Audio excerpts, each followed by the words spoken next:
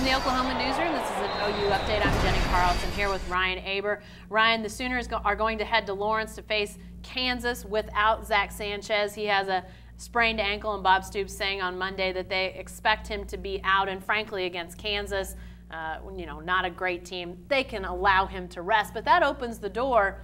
Really interesting guy in Dakota Austin to fill that spot. He comes in last week, and that was even a little bit of a surprise, right? Yeah, it was coming in because Dakota Austin wasn't on the depth chart. He was a guy that had been beat out by a couple other guys. Last year, had a chance to be the starter. Jordan Thomas goes in and wins that role, and you sort of forget about Dakota Austin, gets lost in the shuffle, pushed down the cornerback chart.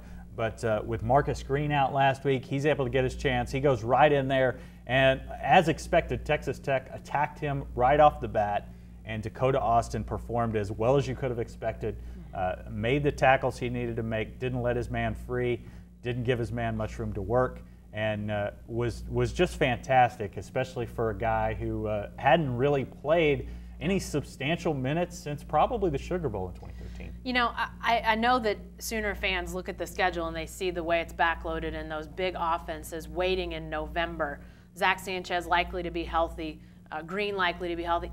Is this maybe a defensive secondary that's starting to develop some legitimate depth as this season goes on? Yeah, absolutely. And I think that the experience early in the season when Thomas was suspended, when P.J. Mbanassor gets thrown in there without any first-team reps, and he really struggled. And it wasn't an indictment of P.J. Mbanassor as a player. Right. It was an indictment of their preparation for that game and their preparation for that game. Yeah. And he struggled. I don't think the OU coaches are going to allow that to happen again.